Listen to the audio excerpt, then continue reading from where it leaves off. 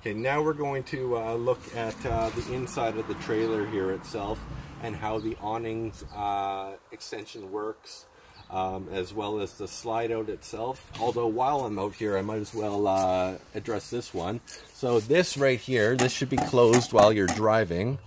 This is going to be for your hood fan above your oven. So when you're stopped and you're cooking inside of the trailer, if that's what you end up doing, you can open and close this so that your hood fan can exhaust any anything out of the trailer. So you just push down on that and it will lock it in place. When you have come to a location, just push up on those and it will open, and you will have an exhaust vent open on your trailer at that point and be ready to go. So now let's go inside of the trailer.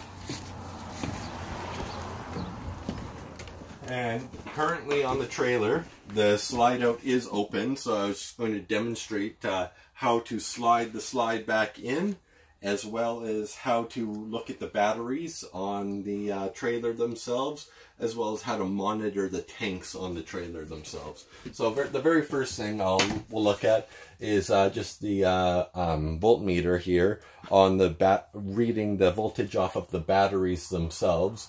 This trailer is equipped with a 200-watt solar panel, so it does maintain a charge itself on the batteries and keep the batteries quite charged. But right now the batteries are reading 13.6 volts, which is pretty good as far as the batteries are concerned.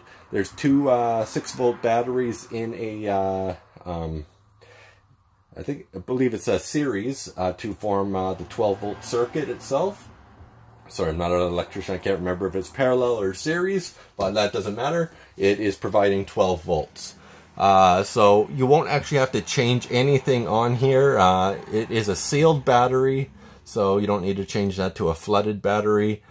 You can also monitor the amperage of the battery if you want, which is the amperage the battery is being charged at by the solar panels, and then the volts will actually show you the current voltage of the batteries themselves. So that is all that's doing, and you want to make sure this stays above at least about 11 volts, so that when you're pulling the slide in, you have enough power to actually bring that slide in, as undervolting it will make it quite slow, and it may not provide enough power or amperage for the motor itself to move. I will also, while I'm here, I will show you, this is the fridge itself. Once you've got the propane and everything hooked up on the fridge itself, you will want to switch this either over to auto, or you'll want to switch it to gas. If it's set to gas, that basically means it's going to be running off of your LP gas. If it's set to auto, it will auto switch over to AC current or electricity, or it will switch over to LP gas. So I'm just going to leave this off for now, but auto will switch, like I said there, it will switch over to electricity versus LP gas. Gas is LP gas only. So then we have the slide out functions on the trailer itself. And the slide out functions on the trailer, one thing that I always double check before sliding out or sliding in, I look to the back of the trailer here and I just make sure that the ladder on the bunk beds is put away or in its locked or storage position, so that the storage position is not going to crush the ladder itself. So when I want to slide in the awning, or sorry, not the awning, but the slide in on the trailer, I just press in for the slide in, and I just hold that in until the entire sliding unit has come into the trailer. So we'll just keep going until it has stopped completely, and the slide in will be ready to, you will be ready to travel. There are no other locking functions required.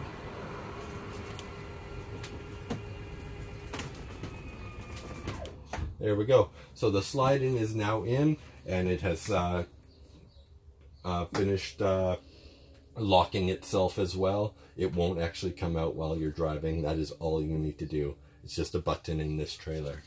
And then as far as the awning is concerned, the awning is just an in and out button. So the awning, if I say out, it will start rolling the awning out of the vehicle itself or outside of the trailer, and that will extend about 6 to 7 feet outside of the trailer itself, and that will cover your whatever area you may be using outside to eat and enjoy some outdoor time.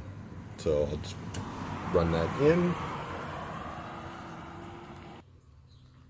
And then one thing that we always like to tell people is just make sure the awning has been slid in to the camper itself before you guys travel, as it will work just like a parasail if you forget to slide it in, and it will just rip it right off from the speed of going down the road and the wind.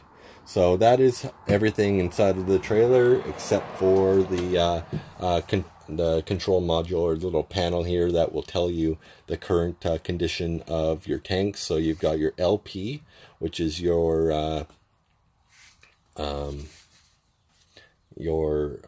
no, sorry, that's not LP, that is, or no, that is LP. So that is, sorry, oh Jesus Christ, that's your battery. You've got your freshwater tank, which is currently empty. You've got your black water tank, which currently says it's 2/3 full, but this tank has been completely emptied. I need to perform a full flush on it, but it is not full at all. It just has some probably toilet paper stuck to a couple of the sensors inside of the tank, which are marking it as being full. And then you've got your gray water tank. So your gray water tank, if you're unaware of what goes into gray water versus what goes into black water, the toilet is the only one that will drain into the black water tank. Everything else, your sink, your shower, and yeah, well, just your sink and shower are the only ones that will drain into your gray water tank. So your gray water tank capacity is going to be much larger, as you're going to be taking much, we're going to be using quite a bit more water by cooking inside of the trailer, as well as people maybe taking showers and brushing their teeth and stuff like that. The black tank is primarily only going to be your toilet waste. So that is it.